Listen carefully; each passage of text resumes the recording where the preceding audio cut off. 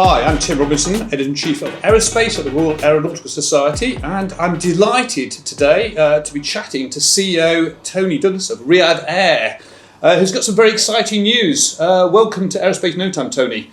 Tim, thank you very much. So why are you in London today? What's the big news? Well, we have had the most remarkable week. Perhaps if I start Friday of last week, we took two brand new aircraft from Boeing, one from Seattle and one from Charleston, South Carolina, 787-9 in the beautiful Riyadh Air liveries and importantly the cabins. And we gave the aircraft from Seattle a 2-hour 40-minute head start, obviously geographically, distance calculations. We converged over Belgium. We flew in formation. As we got over southern Greece, we saw our leased aircraft, which has been part of our soft opening strategy. We call it Pathway to Perfect. That aircraft has a name, it's called Jamila in Arabic, it means the beautiful one. She was coming the other way, going to London Heathrow, as we were flying in formation, going back to Riyadh. We FIR'd over Alexandria, down the Red Sea. We then went into the Kingdom of Saudi Arabia airspace. We were picked up by the Saudi Royal Air Force, the Saudi Royal Falcons, escorted in. Frankly, it doesn't get much better than this, Tim, let's face it. And we took our first two aircraft home. We got a third one, brand new one, on Sunday. But Sunday was the headline day. We had the big mark the moment of the birth of the new national carrier in Riyadh. It is very proudly Saudi Arabia's new national carrier. Before that, we'd said that we were going to put our first new aircraft service onto London Heathrow on 1 July. That's what was in the public domain, because we then had the aircraft, of course, at that incredible event on Sunday, which was almost like an epic kind of presentation. I got up on the stage and said, good news, 1 July is now next Wednesday, which of course is now today, the 10th of June. And we've just flown in 3.5 hours earlier on our brand new aircraft. This is the inauguration flight. This is historical. So back to the Sunday, the photograph of that, maybe in 100 years' time when it's the centennial celebration, that'll be the one thing that will still get used. But actually, this inaugural flight will be the second photograph that will be used. And we're all delighted that it links, as ever, the incredible cities of Riyadh and London.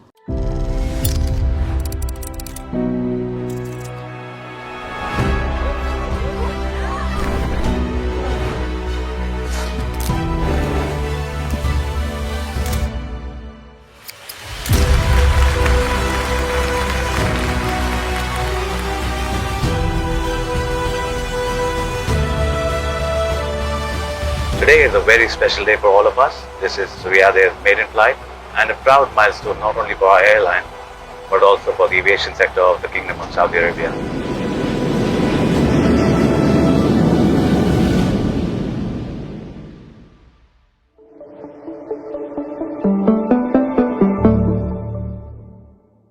Wow, history in the making, isn't it? How often does an airline actually start services early? So for anyone who's been living under a rock, tell us a bit about Riyadh Air. You know, who are you? Why was it set up in the first place? So we were given a decree from His Royal Highness the Crown Prince Mohammed bin Salman back in March, the 12th of March to be precise, 2023. And it was to establish a new national carrier that would connect to over 100 international cities within the first 5 years. The Kingdom needs much better connectivity. We are a G20 country. We have a relatively young population. The average age is below 30. Right. And our population's got the highest iOS usage per capita in the world, so hugely digitally literate. You know, a lot more TikTok literate than an old cat like me. They know more about what's going on in the far reaches of the world. And of course, there's a thirst for travel and experiences. Equally, the amazing destination attractions within the Kingdom. And for anybody who's thinking, oh, I wouldn't mind just taking a quick look at something now, Look at Red Sea Resorts as just one of many examples. Pretty full, by the way, at the moment, but Right. it is awesome. But part of the challenge was connectivity. It wasn't good enough. So that was the inception back in 2023 March. This movie up to now has been 3.5 years in the making since that point in time. And it's been about how do you curate a product that brings modernity, but actually in some ways connects the past. And what I mean by that, Tim, is the glamour, the sophistication, the refinement. Think TWA, think Pan Am, think DiCaprio in Catch Me If You Can. You know, all of that joy, the way an old guy like me used to remember the excitement of flying. Yeah. And like many things in life, over time it kind of dumbs down to centre. Everything becomes a bit consistent, the same old. We've got liveries that probably look more like billionaires' corporate jets than a regular commercial proposition, done deliberately to stand out in the crowd very proudly. Yeah. Our cabin crew fashion, again, back to DiCaprio, Catch Me If You Can, it's got that kind of vibe with a very modernistic twist. What we've done in the cabins, we think people are going to absolutely love. It's all stitched together, but the secret sauce is digital. Yeah. We've tried to embrace what's available today that, quite frankly, previously wasn't in any way something that commercial aviation could easily adopt. And what I mean by that is if you download now the Riyadh Air app from the App Store or from Android Store, or the Sphere, which is our loyalty program, which is SFEER, what you'll see is they've got more in common with Amazon. Right. As offer order, you put things in the basket and you can multiple order without being constrained with what I'm sure many people are aware of is the PNR, i.e. that 6 alphanumeric code. So yours is different to mine and everybody else's who's watching this. What I could do now is I could put both of us on the same order in my basket and perhaps 1 or 2 other people in 4 different cabin classes. You might then change your mind that you can't come at all. That's not a problem. We take you out, you get an instant refund. When was the last time you got an instant refund from an airline? Gosh, that's a question. Bit of a trick question, quite frankly. So, benefit of being the biggest startup in recent history, probably since Emirates in our part of the world, is no legacy. Yeah. And it gives you the ability on that blank sheet of paper to really embrace the technology revolution, connect it to what people really want as an experience in the sky. And if I go all the way back to Sunday, when we took delivery of those first 2 aircraft, when we were an hour out just before we went into our descent, because we've got super fast Wi-Fi connectivity on all of our aircraft, I addressed the whole of the Riyadh Air family on Teams. So 1,200 people on Teams at 38,000 feet. When was the last time you did that? Brilliant. Okay, yeah. Well, I mean, so you went, I'm jumping ahead here to the question, but you a rare privilege of starting a brand new airline from scratch. How much freedom did you have in creating this? So we've got an incredible board. It's important I explain that our shareholder is the Public Investment Fund, and the governor of the Public Investment Fund is also our chairman. I believe we've got an all-star cast, but if I kind of illustrate this, one of the other board members is the guy who runs noon.com. Now, noon.com is, in our part of the world, the equivalent to Amazon. Right. And for every 1 transaction in our part of the world on Amazon, there's 4 on Noon. Gives you an idea of the scale of the operation. So we've got a very digitally literate board. And back to how we worked this one through, there was almost the question strategically, post His Royal Highness showing the wisdom of the decree of establishing a new national carrier, to say, do we either A, want to be the last big startup that does it the conventional way, or B, do we want to be the first big startup that embraces the available next generation technology, particularly agentic AI, to do it in the fashion that I described? Yeah. And of course the correct answer was B. Okay. So you've been operating staff flights here from Heathrow since October. What are the feedback lessons so far from the staff and the PAF flights? So was it Pathway to Perfection? That's right. So we called it Pathway to Perfection. I guess, if you were a big resort operator, you would call it a soft launch. Yeah. And I guess if I maintain that analogy, the soft launch, of course, if you've got thousands and thousands of rooms on a brand new resort, the idea of going to 100% occupancy, the following morning without anything, not being perfect, of course, is foolhardy. So for us, pathway to perfect, we had a leased aircraft, the name I explained before, Jamila, our external livery, our cabin crew, a lot of our soft product, but of course not the cabin interior, but importantly, the digital side of it, right. The offer order through the beta app. From the 28th of October, we've been operating a daily service to London Heathrow. It was PIF, which is the biggest sovereign wealth fund within the region, all of its subsidiaries, their employees plus their family members who had access to being able to go through the beta app to be able to fly backwards and forwards from London and Heathrow.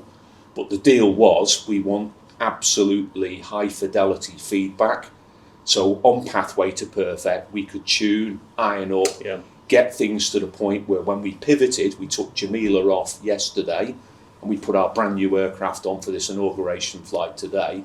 And I have to say, I was super happy with it. Just seamless then. Amazing. Fantastic. So next question, I mean, you're launching services now at what some might say is quite a challenging time. We've got conflicts in the Middle East, we've got fuel hedging, reduced tourism. Are you confident you can weather the storm? Can you say something about that? Well, I think the simple answer is yes, but that's by no means, a flippant response. I think it's a function of a number of things.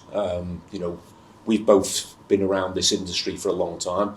We're familiar that there are always existential, challenges, be they geopolitical, be they economic, pandemics, and many other things. And I'm sure going forward, we will have to use our collective experience, certainly me and my executive team, in navigating stuff that, quite honestly, the crystal ball couldn't see coming other than a generic kind of risk profile. With that in mind as well, because we're small, I'm not operating a fleet of 200 aircraft today. It's the crawl, walk, run, sprint, become an Olympic athlete analogy. You can't go from crawl straight to become a sprinter. There's steps in between. So because I've now got 3 aircraft, by the end of this weekend I'll have 5, and then it just keeps on building. I've at a scale at the moment where this is easier to accommodate. Right, yeah. And of course everybody hopes that this conflict will resolve itself very, very soon. But in a sense, though, that gives you a bit of breathing space to kind of ramp up and kind of increase services, at a sort of sustainable rate. Yeah, absolutely. But I guess if you say, well, has the plan fundamentally changed? Since 28th of October last year, when we first put the Pathway to Perfect flights on, the simple answer to that is no. Yeah.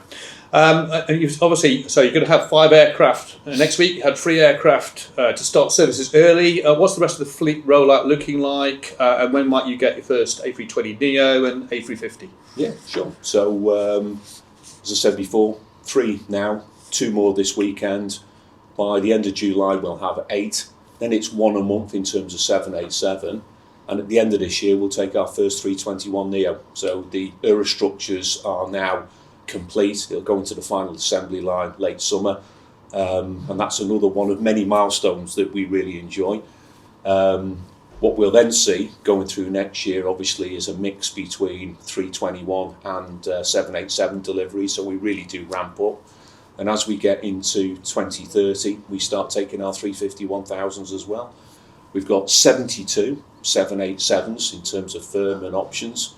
We've got 60 321neos, and firm and options on 350-1000, we got 50, so 182 aircraft at the moment, and that's all in 3.5 years. Super exciting. Brilliant. What's the cabin configuration look like then on the Dreamliner? What have you got on there? This beautiful aircraft here, and it's probably important that the one we've got in front of us is the Indigo livery, and there'll be another milestone later on this year. Again, as I commented, one of many. The 10th aircraft that we take from Boeing will be in this livery. Oh, okay. So you may have seen the pearlescent white, which has got the lavender metal fleck in it. What we plan to do is 9 in every 10 are in the pearlescent white. 1 in every 10 is in this beautiful, rich, dark indigo. And we'll do the same with 321 and 350 as well. Inside, obviously, this is Boeing 787-9, 290-seat LOPA. This has been very efficiently designed from a commercial standpoint as well, obviously, as a guest experience and comfort standpoint. We've got most important cabin, economy, 223 seats in the economy cabin, an absolute game-changing premium economy, 39 seats. And I think many people, when they experience this, may well conclude that it's better than most of the business class products out there. We've got 28 seats in business, of which the front 4 are a business elite product because of the way in which they orientated to the bulkhead. There's even more space. I guess the thing that we're really pleased with, many travellers, maybe yourself as well, Tim, will have been into door 2 situations in the past where you turn left, premium cabin, turn right, an economy cabin. It almost looks like 2 different airlines. Right. What you'll see here is from the front to the back, a seamless stitching together, a design signature. You know the brand is Riyadh, the brand is Riyadh, the brand is Riyadh, and it doesn't matter which part of this you touch, you know that's the design signature and stable that it all comes from. And you've got obviously got high-speed Wi-Fi on there, and anything else new on the IFE? Yeah, quite a lot actually. So we've got a Strover from Panasonic. So we're only the second airline in the world that's been able to deploy that. It's next generation. So we've got 4K OLED screens, super high definition. They're frankly awesome. In the business class cabin, in the headrests, there's a system called Euphony.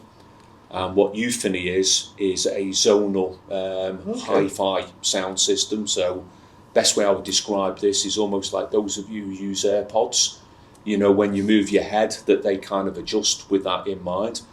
It creates a sound zone, which means if you and I are sat next to each other in business class, reclined, let's say, listening to a movie, you've got perfect, super high definition, high fidelity sound, but I can't hear what you're listening to. Right. Okay. And you can't hear what I'm listening to, but you don't have to have the cans on. It's all coming from the headrest.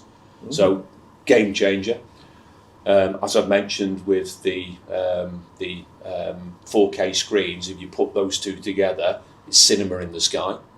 What we've also got is the super fast Wi-Fi connectivity. So when we were flying over overnight from Riyadh, I was watching Netflix on my phone. Why not? Because it streams. I was watching Harry's Garage. If the next question is, what were you actually watching on YouTube? I was watching Harry's Garage because I do like Harry Metcalf. You know, all of this is now enabled at 38,000 feet. It wasn't that long ago where you had to be terrestrial for that to be an experience. Fantastic. So where can passengers look forward to flying to? We're obviously here in London at the moment. What's the rollout for new destinations? You've just recently announced the first 5? Yeah. First 5. So tell us more about that. Yeah, so I think first of all, you know, the big call out is download the Riyadh Air app off App Store or Android, because what that will also do is give the dynamic nature of this, because we've announced, as well as London Heathrow, Jeddah, which is super important and exciting for us. Dubai, we've announced Cairo, we've announced Manchester and Madrid. Now, after that, we're going to announce another 6. Right. And by March of next year, we'll be up to 22. So that's super ambitious. It's fair to assume that the Indian subcontinent will figure quite heavily in that as well. But back to that Riyadh Air app call out, that's the way to get eyes on. But also I think people just want to play with it to see what next generation interaction with an airline looks like. And we've got perhaps a little bit more in common with a tech company than a conventional airline. And what I mean by that is we're at version 4.3 of that app. We'll be at version 5 within the next couple of weeks, and that's almost like your Apple iOS. You know, if you look at when your iPhone, perhaps the first one you ever had, if you go all the way back when iPhone first came out, didn't have an app store. when iPhone first came out, didn't have reversible cameras. Of course, the evolution of it, but that pathway using iOS to where we are today with Agentic, Siri, etc., what you will see with us through that Riyadh Air app is exactly the same evolution pathway now that will bring more of a concierge of a curated experience. So once it knows where you're going and when you're going, i.e. context, like a good concierge, it will offer you things you might want to consider. Right, okay. Now, it doesn't mean to say you might want them, but if you do, you can put them in the basket. So back to offer order, that's the really exciting part. So it's kind of digital personalisation to kind of help bring back the glamour of flying. That's the journey we're on, because perhaps the experience you're looking for compared to me might be slightly different, right? And the more that you engage through this medium, the more it refines the way in which that offer will present itself. Okay, what about competition from existing Gulf carriers? Obviously, we're in the geopolitical situation is quite challenging now. But competition from existing Gulf carriers and cooperation or rivalries with Saudi. How do you see that playing out? Well, I think in reverse order, Saudi Air, of course, is the sister national carrier, so I see great opportunity for synergy in that regard. There is a strategy that's been made quite clear within the kingdom that over time, as we scale up, that Saudi Air will use their ancestral hub as Jeddah. Right. And again, for people perhaps less familiar with the geography, we're talking about a 1 hour, 40-minute flight. So it's like here, London Heathrow to Rome. Right. In terms of, give or take, distances, given the fact that the kingdom's 2/3 the size of Western Europe. So there is a great opportunity for both of the kingdom's national carriers to continue to grow and to continue to deliver, in our case, absolute excellence as the new national carrier. Within the region, I think everybody understands, I certainly do, that there are some great airlines, and there always was, and there will continue to be. So that's a given. That's a constant in the equation. And therefore, what we're trying to bring is a new proposition. It's how we move the ball forward in this particular game. And it's all about an obsessional attention to detail with guest experience, because we're in the hospitality business. I think I've been describing digital in a big way, because we think that's important. I think I've been describing what we think is a next generation of hard product, but that's really important. But at the end of the day, in the hospitality business, it's how we make you feel. And the stars of our show are front of house. It's the cabin crew and everybody else who are the touch points. Hafawa is a cultural thing in the Kingdom of Saudi Arabia, that authentic extension of hospitality. What we want to make sure consistently is we give you Hafawa at 38,000 feet and you feel great about the experience. Wow, okay. Well, talk about the kind of people there and the people who are part of the airline. Hiring and talent acquisition. You guys were at the Royal Aeronautical Society Careers Fair, annual Careers Fair, recruiting there. How's that going? And have you been kind of overwhelmed by pilots, cabin crew, people there just knocking on your door? So I think overwhelmed would be a bit of an understatement, and allow me to explain why.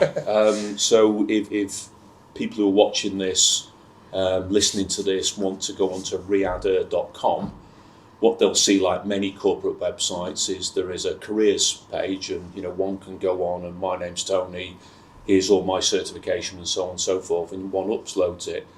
Up to now, since that process has been live in 2.5 years, we've had 2.1 million. Wow. 2.1 million applicants for 146 different nationalities. Wow.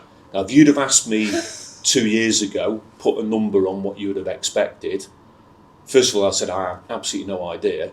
And second of all, the number, if you'd have forced me, would have been an absolute fraction of that. 2.1 million.